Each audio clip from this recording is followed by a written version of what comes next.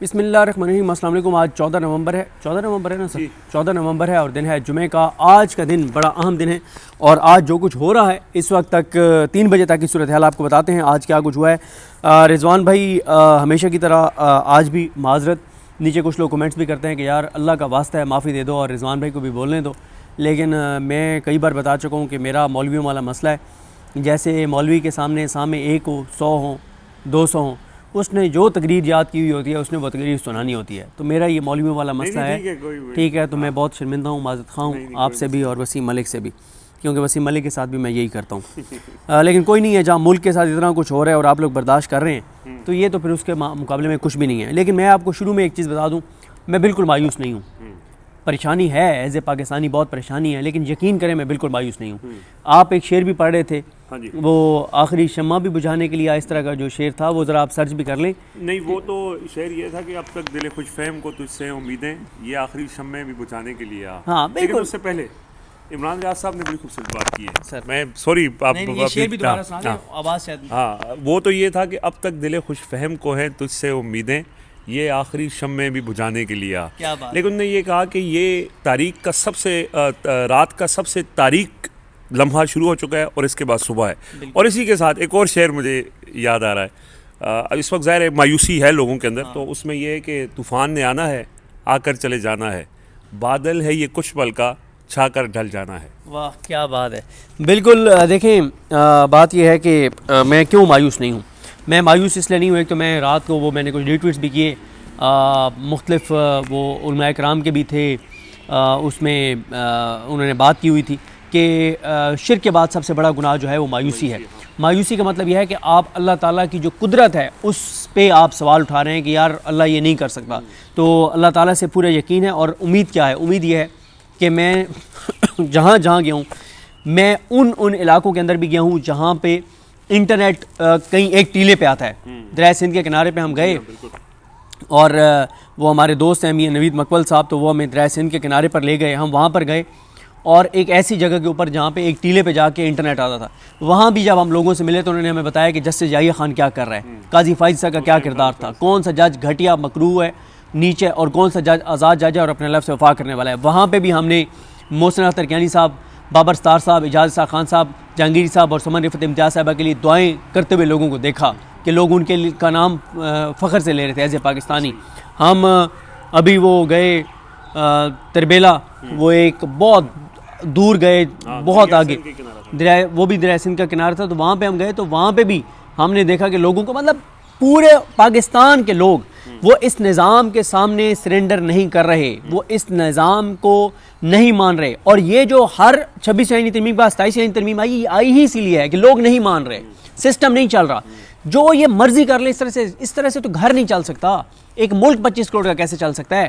تو میں یہ سمجھتا ہوں کہ وہ جس طرح سے موٹر وے پہ لکھا وہ ہوتا ہے نا کہ اسپیڈ تھرلز بٹ کلز، یہ اسی طرف جا رہے ہیں، یہ جو نظام کی اسپیڈ ہے یہ اس طرف جا رہے ہیں کہ انہوں نے کھائی میں گرنا ہے، بہت تیز سے جا رہے ہیں۔ دیکھیں پریکٹیکلی تو پہلے بھی یہی کچھ ہو رہا تھا نا، لیکن اللہ کا شکر ادا کریں کہ سسٹم اور گندا ہو گیا اور ننگا ہو گیا۔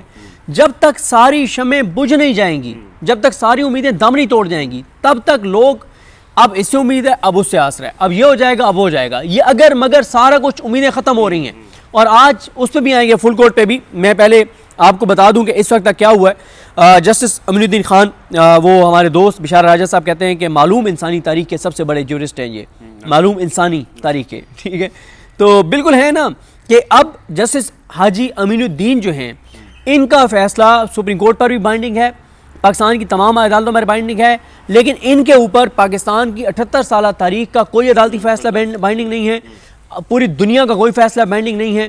اور پھر میں ایک اور بھی معذرت لیکن میں ایک چیز دیکھ رہا تھا، میں آج وہ ایک دیکھ رہا تھا، چلے میں ادھر ابھی اس کو نکال لیتا ہوں کہ یہ جو ایک ہے نا، جو لوگوں کو دیکھیں پچھلے 3-3.5 سال کی نفرت ایک طرف جو عمران خان کو گرائے جانے کے بعد، عمران خان کو ہٹائے جانے کے بعد تھی، اور جو پچھلے 3 سے 7 دن کی نفرت ہے یہ ایک طرف، اور سب سے بڑا جو اس میں کردار ہے وہ اس چیز کا ہے جو انہوں نے کہا ہے کہ استثناء والی، کہ تا حیات استثناء ہے، جو مرضی کو کرے اس کو استثناء ہے۔ اور آپ منافقت دیکھیں، مطلب مفتی تقی عثمانی صاحب کا بھی بس صدر مملکت تک رہا، صدر مملکت تک آیا اور باقی سارے چپ ہیں, سارے مولوی چپ ہیں, کوئی بیان نہیں دے رہا. لیکن عام آدمی کے اندر جو نفرت ہے اس وقت, سب سے زیادہ تکلیف اس بات کی ہے کہ یار یہ کیا ہوا, تحیات استثناء, تحیات مرات, یہاں لوگوں کو تم کہتے ہو کہ زہر کھانے کے پیسے نہیں ہیں, کپڑے بیچ کے آپ آٹا پورا کریں گے.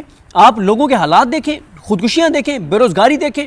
پاکستان کی تاریخی بلند ترین سطح پر ہے غربت, پاکستان کی تاریخی بلند ترین سطح پر ہے بے روزگاری, پاکستان کی تاریخی بلند ترین سطح پر ہے انسرٹینٹی, بغیر ملکی سرمایہ کاری پاکستان کی تاریخی کم ترین سطح کے اوپر ہے. بیرون ملک جانے والے لوگوں کی جو خواہش ہے وہ پاکستان کی تاریخ میں اتنی نہیں تھی جو اب ہے. یعنی ہر چیز بند ہو گئی, کمپنیاں چھوڑ کے چلی گئی, ٹھیک ہے, تاجر تنخواہ دار طبقہ پریشان, کسان برباد ہو گیا, انڈسٹریز برباد ہو گیا ہے, کوئی امید نظر نہیں آتی لوگوں کو, اور آپ اپنے آپ کی اپنی ذات کے لیے ابھی تک قانون سازی کر رہے ہیں. جو طاقتور ہے وہ قانون سے بالاتر ہے. اس پہ میں بتاؤں, آج میں ایک دیکھ رہا تھا, یہ صراط الجنان ہے, اس میں پڑھ رہا تھا تو ویسے وہ آ گیا سامنے کہ یہ جو ہوتا ہے نا کہ کچھ لوگوں پہ قوانین لگیں گے کچھ پہ نہیں لگیں گے نا, تو اس پہ میں پڑھ رہا تھا. یہ ضروری ہے ذرا تھوڑا سا اس پہ بات کرنا, کہ اس میں تھا کہ ایک آیت کی تفسیر میں کہ اسلامی احکام برادریوں کے اعتبار سے نہیں بدلتے اور نہ ہی کسی کے رتبے اور مقام کی وجہ سے ان میں تبدیلی ہوتی ہے, بلکہ امیر و غریب, گورے کالے, عربی اجمی, سب کے لیے اسلام کے احکام برابر ہیں. حضرت عائشہ کا ہے کہ ان سے یہ روایت ہے کہ ایک مخزومی عورت کے بارے میں بہت ہی وہاں کے لوگ پریشان تھے جس نے چوری کی تھی. لوگ کہنے لگے کہ اس کے بارے میں رسول اللہ صلی اللہ علیہ وآلہ وسلم کے سے گفتگو کون کرے. بعض آدمیوں نے کہا کہ حضرت اسامہ بن زید کے سوا ایسی جرت اور کون کر سکتا ہے, کیونکہ وہ حضور اقدس صلی اللہ علیہ وآلہ وسلم کے چہتے ہیں. جب ہے تو اسامہ نے اس بارے میں حضور پرنور صلی اللہ علیہ وآلہ وسلم سے گفتگو کی تو آپ نے فرمایا, کیا تم اللہ کی حدود کے بارے میں سفارش کر رہے ہو؟ آپ نے کھڑے ہو کر خطبہ دیا اور ارشاد فرمایا, بے شک تم سے پہلے لوگ اس لیے ہلاک ہوئے تھے کہ جب کوئی مالدار چوری کرتا تو اسے چھوڑ دیتے, اور جب کوئی غریب آدمی چوری کرتا تو اس پر ہاتھ قائم کر دیتے. خدا کی قسم اگر محمد کی بیٹی فاطمہ بھی چوری کرتی تو میں اس کے بھی ہاتھ کاٹ دیتا. اور پھر اس کے بعد آگے لکھا ہوا ہے کہ تاریخ اسلام میں مسلمان قاضیوں کے ایسے بے شمار واقعات موجود ہیں جس میں انہوں نے کسی کے رتبے اور قرابت داری کی پرواہ کیے بغیر شریعت کے احکام کو نافذ کیا. انہی واقعات میں سے ایک واقعہ پھر آگے, وہ ایک لمبی اور واقعات ہیں کہ کب کیا ہوا اور کس طرح سے ہوا. تو کہنے کا مقصد یہ ہے کہ نبی کریم صلی اللہ علیہ وسلم کے دور سے لے کے اور 27ویں آئینی ترمیم تک اسلامی تاریخ میں کسی کو تحیات استثناء نہیں ملا. ٹھیک ہے, اسلامی تاریخ کا یہ پہلا واقعہ ہے. طاہر اشرفی جیسے بھی کوئی ایک اسلامی تاریخ کا کوئی بندہ نہیں بتا پا رہے کہ اس کو تحیات استثناء تھا. ٹھیک ہے, کسی کو نہیں تھا, کسی کو نہیں تھا, کسی کو نہیں تھا. بھائی جب نبی کریم صلی اللہ علیہ وسلم نے اتنی بڑی بات کہہ دی پھر اور کون رہ گیا پیچھے؟ تو یہاں پہ تحیات یعنی اسلام کی تاریخ میں جو نہیں ہوا وہ بھی پاکستان کے اندر ہو رہا ہے. جو کہا جاتا ہے کہ اسلامی جمہوریہ پاکستان ہے کہ یہ اسلام کے نام پہ یہ ملک بنا ہے. خیر, حاجی امین صاحب جو ہیں وہ بن گئے ہیں فیڈرل گورنمنٹ کورٹ کے, اور اس میں ان کی جو فیڈرل کانسٹیٹیوشنل کورٹ, ہاں فیڈرل کانسٹیٹیوشنل کورٹ, ٹھیک ہے. تو چیف جسٹس یحییٰ خان کے علاوہ کوئی نہیں گیا. ہاں فیلڈ مارشل, ایئر چیف اور نیوی کے جو چیف ہیں یہ سب وہاں پہ موجود تھے, لیکن سپریم کورٹ کا کوئی جج حلف برداری میں جسٹس یحییٰ خان کی تقریباً حلف برداری میں نہیں گیا. اس کے بعد نوٹیفکیشن ہو گیا کہ جج کون کون سے وہاں پہ ہوں گے آئینی عدالت میں. جسٹس حسن اظہر رضوی یہ سپریم کورٹ میں 9ویں نمبر پہ تھے. جسٹس عامر فاروق یہ سپریم کورٹ میں 21ویں نمبر پہ تھے. جسٹس علی باقر نجفی 22ویں نمبر پہ. آپ اندازہ لگائیں کہ سپریم کورٹ کا 9ویں نمبر والا جج, چن کے لگائیں 21ویں نمبر والا جج, 22ویں نمبر والا جج کے آگا سندھ ہائی کورٹ سے.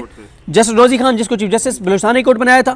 جسٹس ارشد حسین شاہ یہ لاپتہ افراد کمیشن کے بھی ہیڈ تھے, نگران وزیر اعلیٰ تھے کے پی کے, اور یہ جی بی کے چیف جج بھی رہے ہیں. تو چن کے یعنی چن کے ہیرے پورے پاکے 25 کروڑ میں سے یہ ہیرے. اچھا, اس کے بعد آ جائیں جی, مسرت ہلالی صاحب نے انکار کیا ہے کہ میری صحت اجازت نہیں دیتی. اور اس کے علاوہ جی اور یہ وہ جج ہیں حسن اظہر رضوی, عامر فاروق اور علی باقر نجفی اور حاجی امین. یہ 4 وہ جج ہیں جنہوں نے مخصوص نشستوں کے کیس میں فیصلہ دیا کہ تمام سیٹیں حکومت کو جائیں گی, اور 2-3 اکثریت دی, اور 2-3 اکثریت کے نتیجے میں یہ ترمیم ہوئی, اور اس ترمیم کے نتیجے میں پھر ان کو 65 سال تک ملیں گے. ٹھیک ہے, اچھا اس کے بعد آ جائیں جی جو ان کی تقریب حلف برداری تھی ججز کی, ان میں عامر فاروق, علی باقر نجفی اور حسن اظہر رضوی, ان تینوں نے حلف اٹھا لیا ہے. ایک تو جو شریعت کورٹ ہے انہوں نے اپنی عمارت دینے سے کیونکہ انکار کر دیا ہے, تو اب یہ آئینی عدالت جو ہے فی الحال اسلام آباد کورٹ میں لگے گی. جو حاجی امین ہے یہ حاجی صاحب بیٹھیں گے ڈوگر کی جگہ, وہ جو کورٹ روم نمبر 1 ہے, اور باقی جج بیٹھیں گے 3rd فلور پہ, اور ڈوگر صاحب بیٹھیں گے محسن اختر کیانی صاحب والی عدالت میں. اچھا اس کے بعد وہ تو ابھی میں بتاتا ہوں ٹرانسفر ہو رہے ہیں جج. اچھا اس کے بعد جی ان کی تقریب اعلی برداری میں کوئی آزاد جج اپنے حلف سے وفا کرنے والا کوئی جج نہیں آیا, جو آئین کے ساتھ کھڑے ہیں, جو پاکستان کے ساتھ کھڑے ہیں, جو آنے والی نسلوں کے ساتھ کھڑے ہیں, جو ملک کا سوچ رہے ہیں, ان میں سے کوئی جج نہیں تھا. پہلی حلف برداری ایوان صدر میں ہوئی اور دوسری جو ججوں کی وہ اسلام آباد ہائی کورٹ میں ہوئی. اس میں محسن اختر کیانی صاحب, جہانگیری صاحب, بابر ستار صاحب, اپنا سردار اجاز خان صاحب اور سمر فتح امتیاز صاحبہ, یہ پانچوں آزاد اور حلف سے وفا کرنے والے جج نہیں آئے. کون کون آئے؟ ارباب محمد طاہر صاحب تھے, جسٹس آصف تھے, یہ ٹرانسفر ہو کر رہے تھے, جسٹس آصف, اعظم خان 26ویں ترمیم کی پیداوار, انعام امین مناس جو ہے وہ 26ویں ترمیم کی پیداوار. اچھا ایک چیز میں ادھر ہی بتا دوں, یہ بہت امپورٹنٹ ہے کہ لاہور ہائی کورٹ کا, یہ محمد اشفاق صاحب کی خبر ہے کہ لاہور ہائی کورٹ کے 10 ججز کو ٹرانسفر کیا جا رہا ہے. اب میں آپ کو ایک واقعہ سناتا ہوں. عظمت سے شیخ صاحب جو ہے نا, ان کا جنازہ تھا, اور وہ ایک بہت ہی زبردست جج تھے. ہم نے تو ان کی کورٹ میں ان کو کور کیا, اور میری کبھی ان سے کوئی ملاقات نہیں تھی, ذاتی طور پہ میرا ان کے ساتھ کوئی تعلق نہیں تھا. تو ان کا کیونکہ ان کی ڈیتھ ہوئی تو میں نے as a court reporter in کو کور کیا, تو میں نے کہا یار ان کے جنازے میں جانا چاہیے. تو میں ان کے جنازے میں پہنچا, راستے کا نہیں پتہ تھا, لوکیشن ادھر ادھر ہو گئی. تو خیر جب میں پہنچا تو رش بہت زیادہ تھا, میں پیدل وہاں پہنچا تو, لیکن اس وقت تک جنازہ ہو چکا تھا جہاں پہ جنازہ مسجد میں ہونا تھا, اور جنازہ گاہ میں. تو وہاں باہر کھڑے تھے ابو ذر سلمان نیازی صاحب. ابو ذر سلمان نیازی صاحب جو ہے نا, ان کے ساتھ 3 شخصیات کھڑی تھیں. میں نے ان کو وہ کیونکہ ابو ذر سلمان یہ نہیں کہ ان کے ساتھ کھڑے تھے, ویسے ہی کیونکہ لوگ آ رہے تھے, کھڑے ہو رہے تھے, تو وہ وہاں پہ میں ابو ذر سلمان نیازی صاحب کو ملا, اور زبردست وکیل ہیں. اور میں ان کے بعد نہ 3 شخصیات کو ملا. میں نے بعد میں ان سے پوچھا, میں نے کہا یہ کون تھے؟ انہوں نے جب مجھے نام بتایا تو میں نے کہا یا میرے مالک, یا میرے مولا, مجھے معاف کر, یا اللہ میں نے ان جیسے مکروہ لوگوں کو ہاتھ ملا لیا ہے. ان میں سے 2 بہت ہی مکروہ کردار تھے. اس کے بعد ابھی بھی ہیں. تو اس کے بعد کیا ہوا کہ میں چلا گیا جہاں پہ تدفین ہو رہی تھی ابو ذر سلمان نیازی صاحب کے ساتھ, وہاں چلا گیا. تو وہاں انہوں نے مجھے بتایا کہ کیونکہ ہم نے کورٹس کو کور نہیں کی نا, تو ہم جس کو جانتے نہیں ہیں کہ لاہور ہائی کورٹ کے. تو انہوں نے مجھے کہا کہ میں نے کہا یہ سامنے جو کھڑے ہیں کون ہیں؟ ان کو میں نے کہیں ان کی تصویر دیکھی ہے. انہوں نے کہا عاصم حفیظ صاحب ہیں.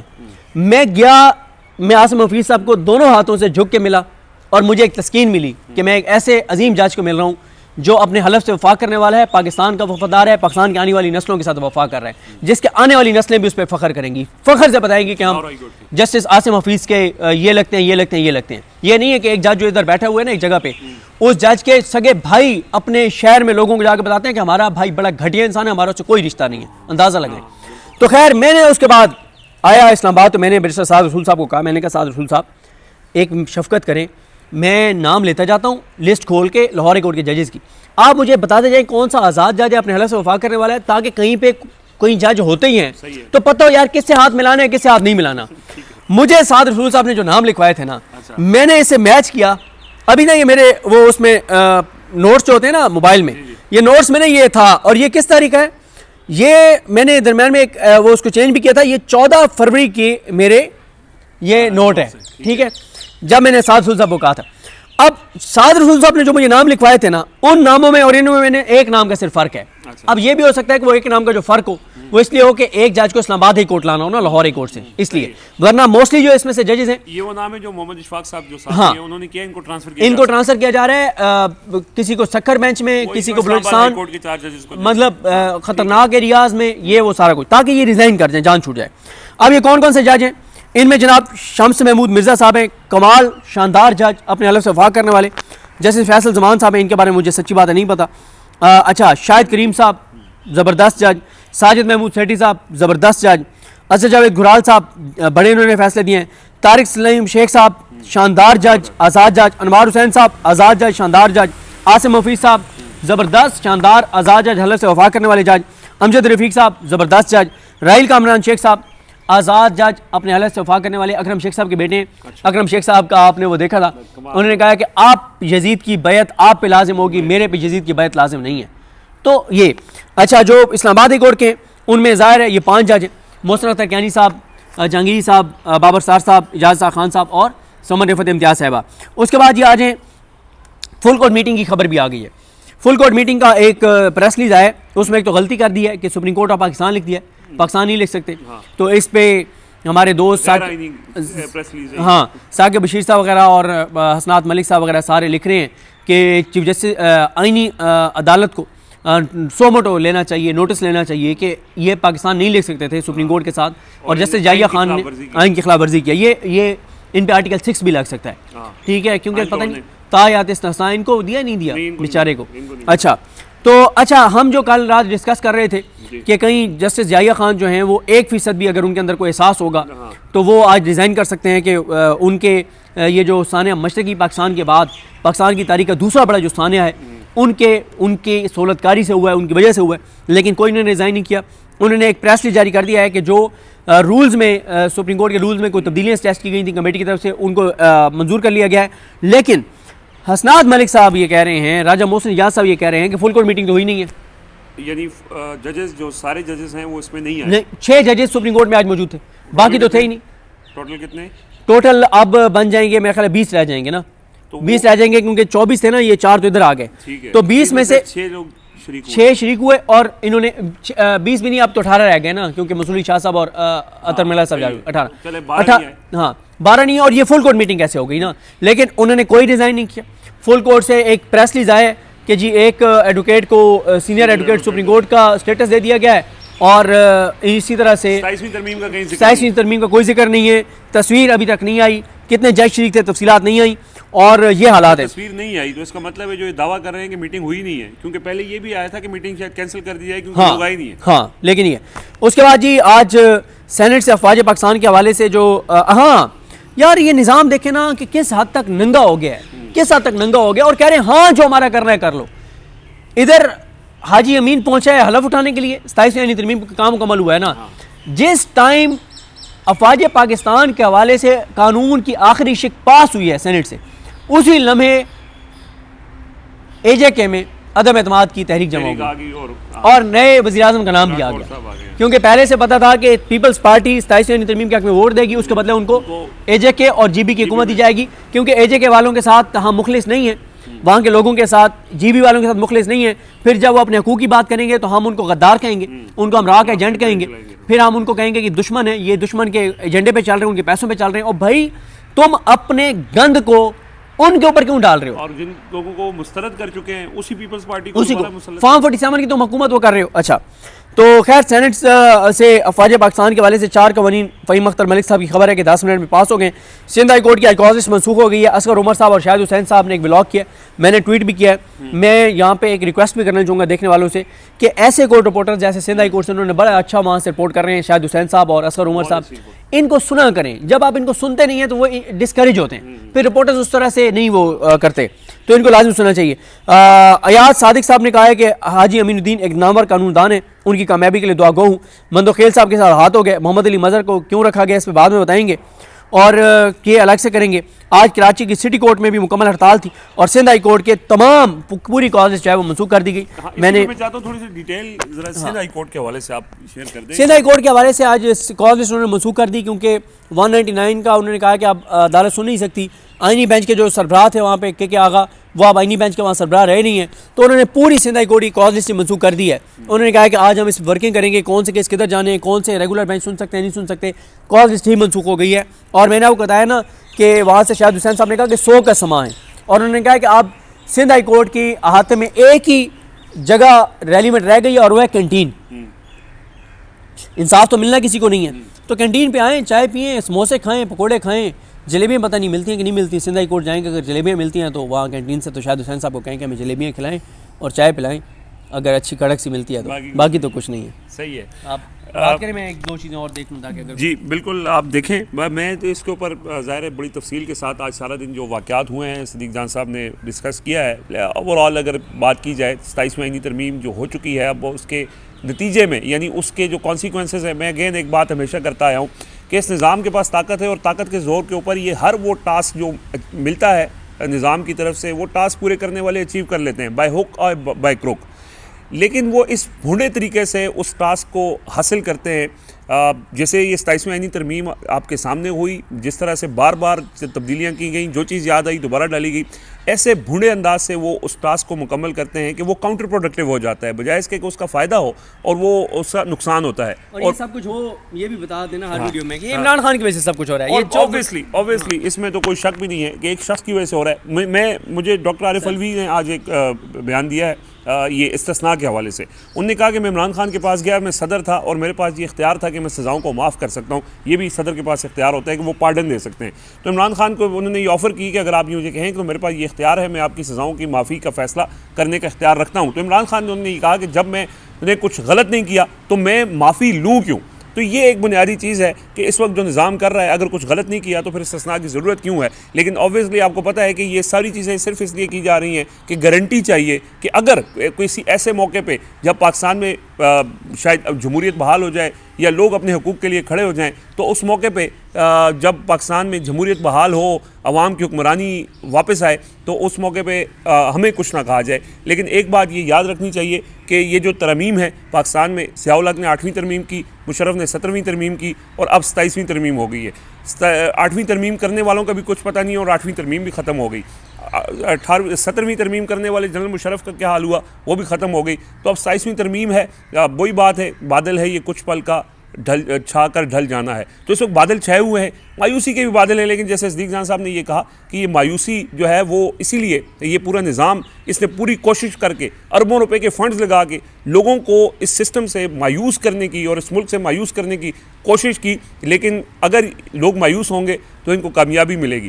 تو لوگ ایک طرف کھڑے ہیں اور یہ جو ہر گزرتے دن کے ساتھ ان کا ہر ایکشن جو ان کو لگتا ہے، جیسے وہ ایک شعر بھی ہے، آج کل شعر بہت زیادہ ججز اپنے استعفے میں لکھتے ہیں کہ گمان تم کو ہے کہ رستہ کٹ رہا ہے، یقین مجھ کو ہے کہ منزل کھو رہے ہو. تو وہ اپنی طرف سے کامیابیوں پہ کامیابیاں فیصل وارڈا، محسن نقوی وغیرہ سیلیبریٹ کرتے ہیں، مٹھائیاں بانٹتے ہیں کہ ہم نے یہ ٹاسک اچیو کر لیا ہے. لیکن جو اصل ٹاسک ہے وہ یہ ہے کہ اس ملک کے جو لوگ ہیں، عوام ہیں، جو مالک ہیں اصل، ان کو کیا اس نظام کے اوپر اعتماد ہے، یہ نظام ڈیلیور کر رہا ہے، کیا ان کی پرفارمنس ہے، کیا ان کی کارکردگی ہے، کیا پاکستان میں نوکریاں مل رہی ہیں، کیا پاکستان میں روزگار کے مواقع ہیں، کیا پاکستان میں سرمایہ کاری آ رہی ہے، کیا پاکستان میں مہنگائی ختم ہو گئی ہے، کیا پاکستان میں رول آف لا ہے، غریب کو انصاف مل رہا ہے. اگر یہ والے آپ اس کے اوپر دیکھیں، معیار کے اوپر پرکھیں، تو وہاں پہ بھی ان کو کوئی کامیابی نہیں مل رہی. صرف طاقت کے زور پہ لوگوں کو ڈرا کے ایک تسلط ضرور رکھا ہوا ہے، لیکن لوگوں کو ڈلیور نہیں ہو رہا اور لوگوں میں مایوسی پھیل رہی ہے.